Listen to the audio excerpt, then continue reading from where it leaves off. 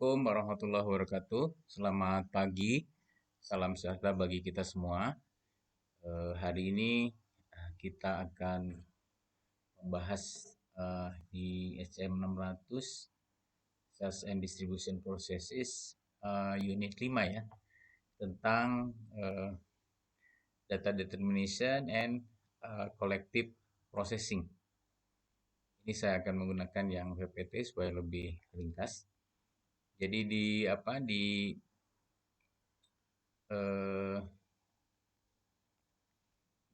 unit ini apa yang akan kita pelajari diantaranya adalah bagaimana trigger dari different sales processes dengan memilih sales dokumen tipe dari berbagai tipe dari sales dokumen.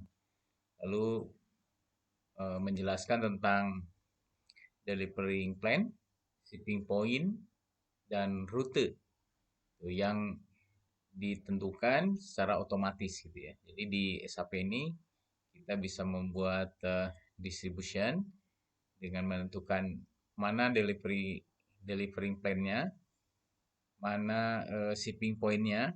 Kadang seperti yang dahulu kita pelajari di satu delivering plan, kadang ada beberapa shipping point, bahkan kadang tidak ada shipping point ya. Dan yang berikutnya adalah rutenya. Lalu berikutnya memberikan customer delivery date secara otomatis, gitu, ditentukan secara otomatis juga di dalam sistem, dan membuat schedule dengan detail gitu ya. Lalu mengkombinasikan dan kolektif proses sales order. Misalnya sales order itu kita akan buat outbound delivery gitu ya. Outbound delivery dalam satu langkah saja. Juga kita akan melakukan mengcombine dan secara kolektif memproses dokumen-dokumen yang tadi kita sudah lakukan di order dalam rangka membuat billingnya gitu ya, menentukan billingnya. Ini yang pertama adalah kita akan bicara tentang bagaimana trigger different sales processes dengan memilih sales dokumen yang sesuai gitu ya, yang tepat. Seperti kita tahu bahwa tipe dari sales dokumen itu ada berbagai macam gitu ya. Yang biasa kita gunakan kan standar order. Tapi di sana juga ada rush order gitu ya. Ada contact, ada cash sales, ada kredit, debit memo dan seterusnya. Atau consignment order.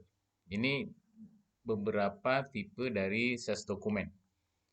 Lalu kita juga bisa di sales dokumen ini bisa memilih fungsi-fungsi gitu ya, fungsi-fungsi dari sebuah sales dokumen. Di antaranya adalah availability check, bagaimana kita tahu ketersediaan dari barang yang akan dijual. Lalu ada schedule delivery, ada transfer of requirement. Jadi dari sales order itu kita akan meminta pengadaan ke bagian material ya yang kita butuhkan. Ada pricing, ada sales information system juga, ada credit check, ada message dan seterusnya. Ini fungsi-fungsi pada sales dokumen. Nah, bagaimana kita men-trigger different sales processes dengan memilih tipe sales dokumen yang sesuai. Ya. Yang tadi itu, jadi ada sales dokumen yang paling sesuai, lalu ada fungsi dari sales dokumen yang juga bersesuaian. Jadi yang ini adalah tipenya, standar order, rush order, consignment order gitu ya. Kalau yang ini functionnya, bagaimana mengecek ketersediaan, bagaimana membuat delivery, bagaimana pricing, bagaimana sales information system dan seterusnya. Jadi ada eh, tipe-tipe dari sales dokumen dan ada juga fungsinya. Nah, bagaimana kita misalnya menentukan delivering plan secara otomatis? Contohnya misalnya di nomor satu ini kita punya customer material information. Di bab sebelumnya kita bisa membuat master data dari customer material information system itu berdasarkan apa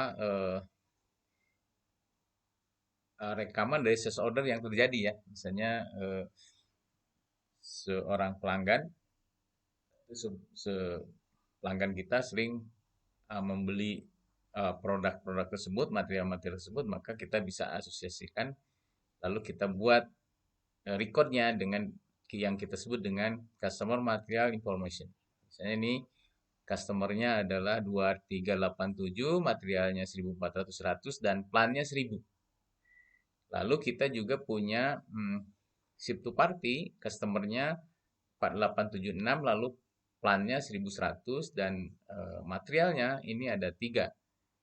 Yang 1000, yang 100, yang 200, yang 300, tapi dia plannya ada di 1200.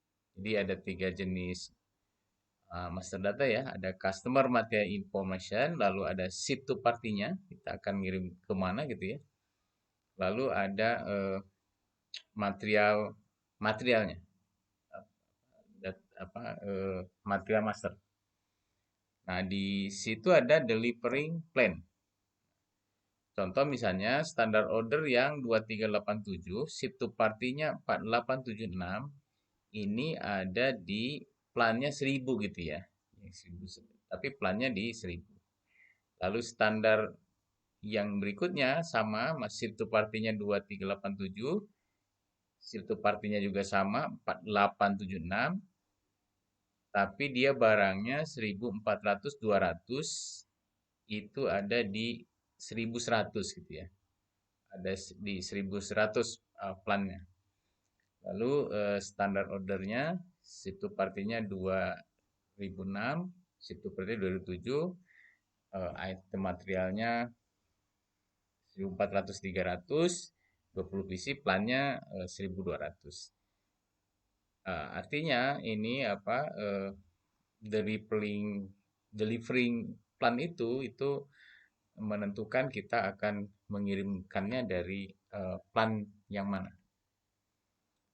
Lain dengan shipping point di sebuah delivery plan bisa saja dia punya shipping point yang berbeda. Contohnya misalnya yang ini dicontohkan bahwa satu delivery plan dia punya 3 shipping point.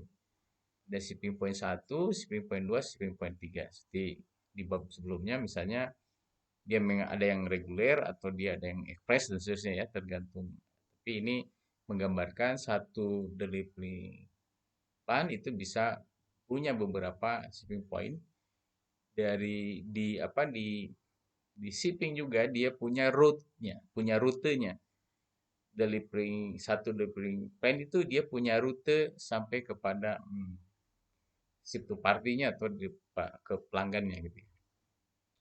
Route itu bisa jadi dia hanya di darat seperti ini atau dia dari beginning point, misalnya yang leg 1-nya itu menggunakan kereta sampai pelabuhan, leg 2-nya dari pelabuhan asa ke pelabuhan berikutnya dengan kapal laut, lalu leg 3 dari pelabuhan ke endpoint, ke pelanggan itu dengan truk gitu, dengan truk.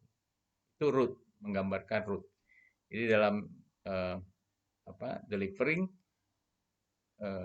shipping itu kita juga sudah bisa menentukan route gitu ya, supaya secara otomatis kita bisa memanfaatkan.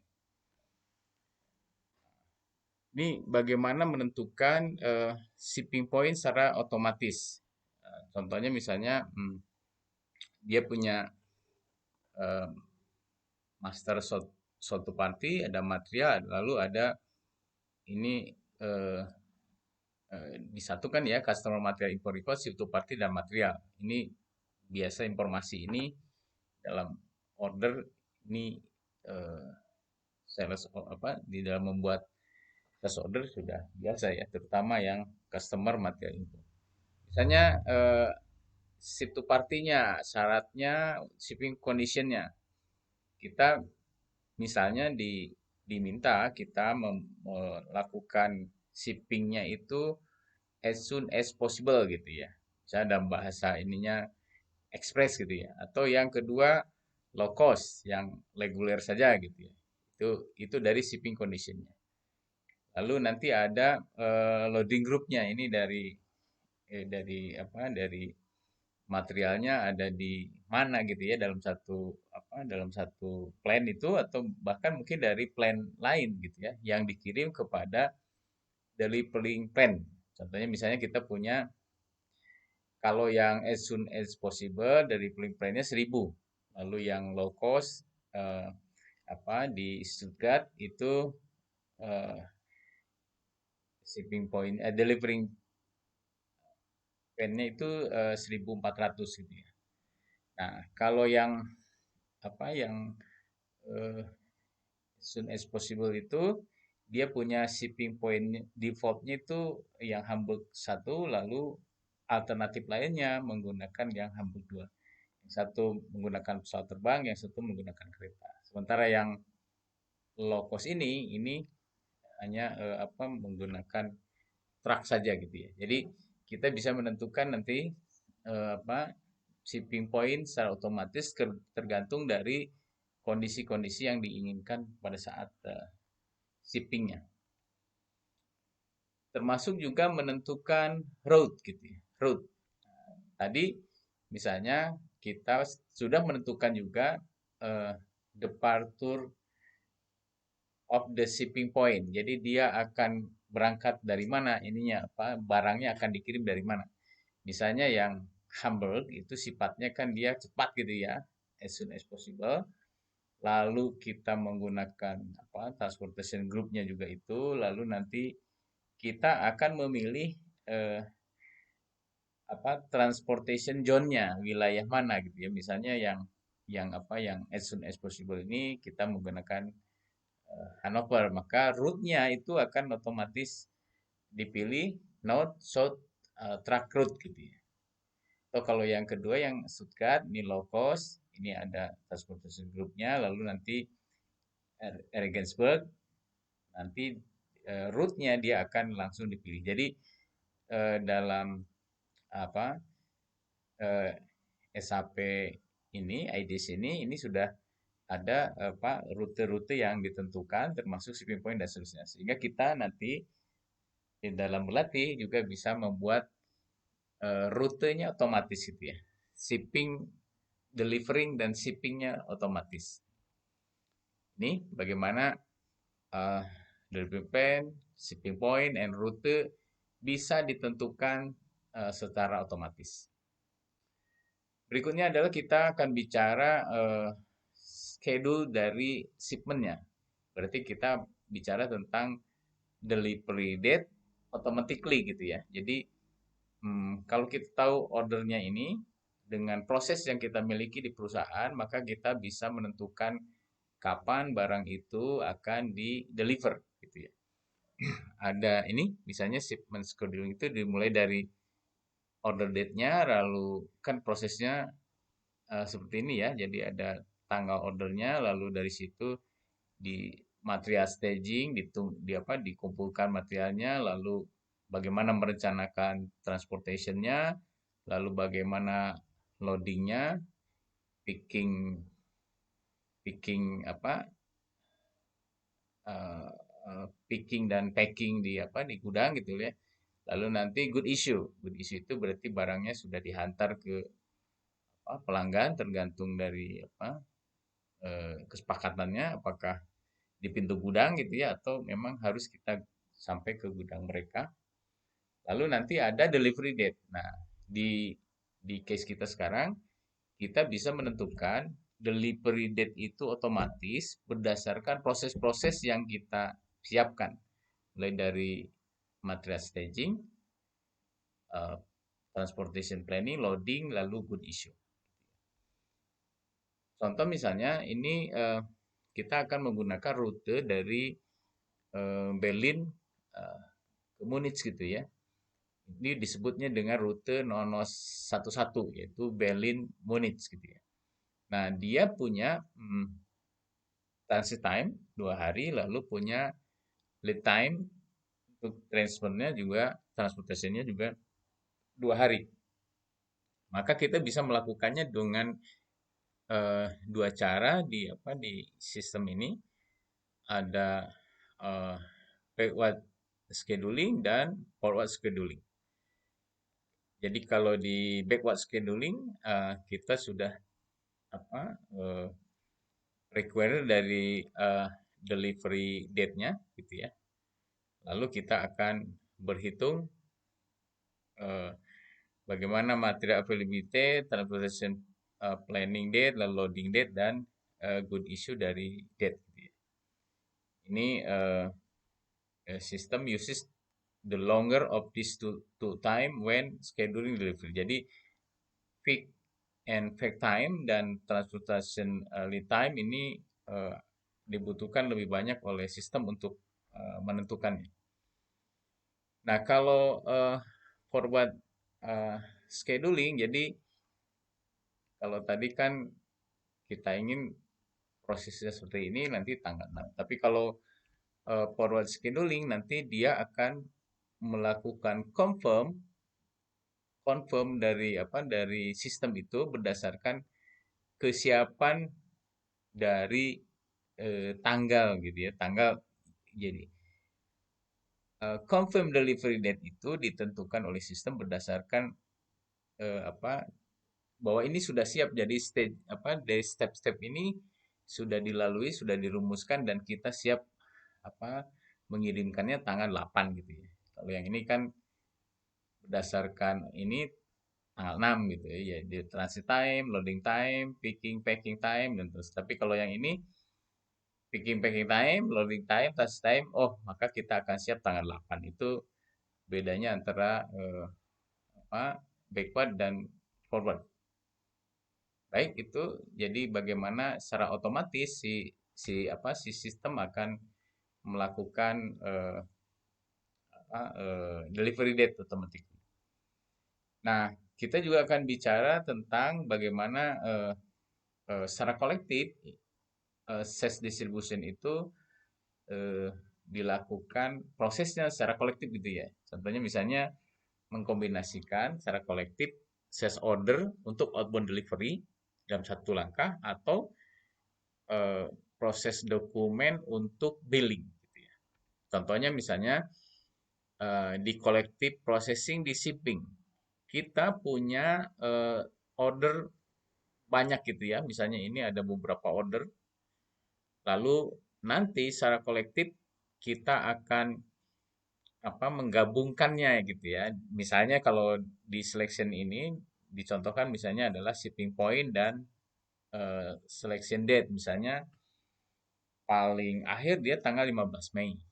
Tapi tentunya sistem nanti akan mempertimbangkan berat, kapasitas transportasi dan seterusnya. Tapi kita misalnya menentukan shipping pointnya yang mana yang tadi dari titik mana, order-order ini mana yang bersesuaian dengan shipping pointnya, lalu tanggalnya tidak lebih dari tanggal 15. Nanti lalu kita akan membuat menjadi satu atau dua atau tiga delivery ya tergantung. Jadi kolektif dari order-order itu kita pilih biar bersesuaian lalu kita buat delivery.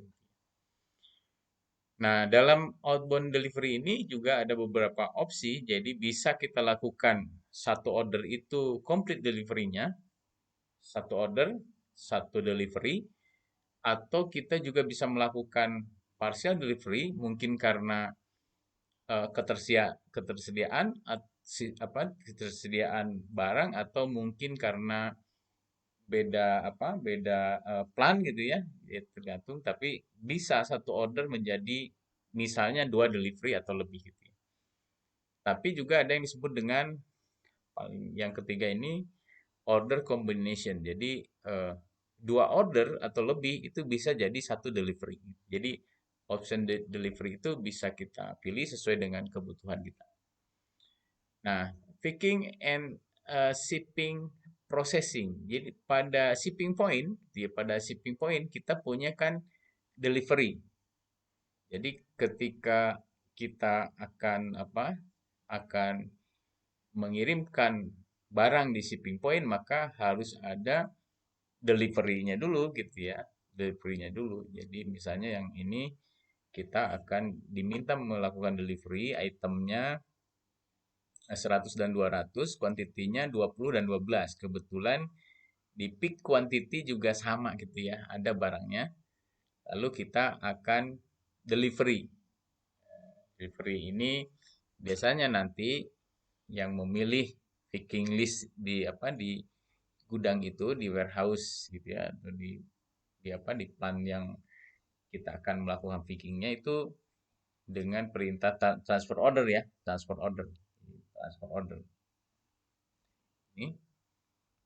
Lalu juga kita bisa melakukan eh, transfer order di warehouse tadi. Dari delivery itu kita juga bisa pilih. Misalnya delivery kan tadi bukan hanya yang tanggal sampai tanggal 15 itu ya, tapi ada yang lain. Tapi misalnya ini kita juga akan memilih supaya ini mudah. Jadi atau kita kelompokkan gitu ya berdasarkan shipping point-nya 1.200 lalu picking date-nya 16 Mei, maka daftar delivery ini eh, yang masuk ke sistem kita gitu ya. Lalu kita buat transfer order berdasarkan menjadi beberapa gitu ya. Menjadi beberapa delivery, tidak semua satu delivery satu transfer order, tapi dikelompokkan, dikolektifkan menjadi 3 transfer ordernya seperti contoh ini. Ini adalah picking option ya. Delivery, lalu pasti transfer order untuk packing gitu ya. Lalu print picking listnya, lalu confirmation bahwa barangnya ini sudah lengkap atau tidak. Sehingga delivery itemnya komplit atau karena ada perbedaan, mungkin ada kerusakan dan seterusnya gitu barangnya ya, barang rusak atau maka ada proses deviation, maka kita bisa melakukan juga partial delivery karena yang rusak atau yang belum tersedia itu nanti dikirim belakangan. Ini prosesnya. Nah, setelah eh, kita juga bisa melakukan collective processing good issue-nya. Jadi kalau delivery tadi kita pilih berdasarkan TO tadi juga sudah dipilih. Misalnya kita akan lakukan good movement-nya, good issue-nya yang sampai tanggal 17. Maka beberapa delivery yang sudah dilakukan di transfer order tadi, maka kita bisa menjadikannya eh, 3 good issue gitu ya, 3 good issue. Dari delivery juga kita bisa pilih dikelompokkan menjadi misalnya berdasarkan sales organization-nya 1.000 lalu billing date-nya eh, Mei 20 Mei gitu ya. Maka kita bisa dari beberapa delivery hanya dibuat menjadi 1, 2 atau 3 billing dokumen gitu ya, untuk dikelompokkan berdasarkan kalau yang ini sales organization. Nah, pada saat kita membuat billing juga ada beberapa option. Jadi selain delivery yang tadi bisa split, jadi di billing juga kita bisa lakukan invoice split. Satu order, satu delivery, tapi menjadi 2 billing dokumen. Mungkin ini ada kebijakan atau kesepakatan atau apapun gitu ya. Jadi tapi ini bisa dilakukan. Atau kita bisa melakukan apa eh, billing dokumennya berdasarkan setiap delivery gitu ya. Setiap delivery satu billing dokumen, setiap delivery satu delivery. Misalnya tadi yang partial delivery karena barangnya sebagian belum siap gitu ya, maka satu delivery satu billing dokumen, delivery berikutnya juga satu billing dokumen. Jadi disebut dengan eh, apa each outbound delivery satu billing gitu ya. Atau kita bisa nanti juga melakukan collective invoice. Jadi dari order-order itu delivery menjadi dikumpulkan menjadi satu billing dokumen. Jadi pada intinya beberapa order, beberapa delivery, outbound delivery menjadi satu billing dokumen. Secara umum, maka worklist-nya kan akan seperti ini. Kita membuat order, lalu kita buat outbound delivery dari order itu mau dikirim gitu ya. Lalu nanti di situ ada picking list, ada transfer order, lalu ada good issue gitu ya, material-materialnya, lalu nanti selesai menjadi billing gitu ya, yang keempat. Kalau billing-billing sudah oke, maka accounting dokumennya akan muncul. Nah, kalau Anda di praktikum kan tinggal lihat di apa dokumen flow ya. Kalau sudah komplit itu bukan berarti sampai ke dokumen accounting ya berarti kita sudah selesai sudah. Oke. Secara umum worklist-nya seperti ini. Oke, maka di unit ini saya rasa sudah cukup. Nanti Anda bisa berlatih di video di e-learning maupun di YouTube untuk menyelesaikan latihannya. Demikian, terima kasih. Assalamualaikum warahmatullahi wabarakatuh.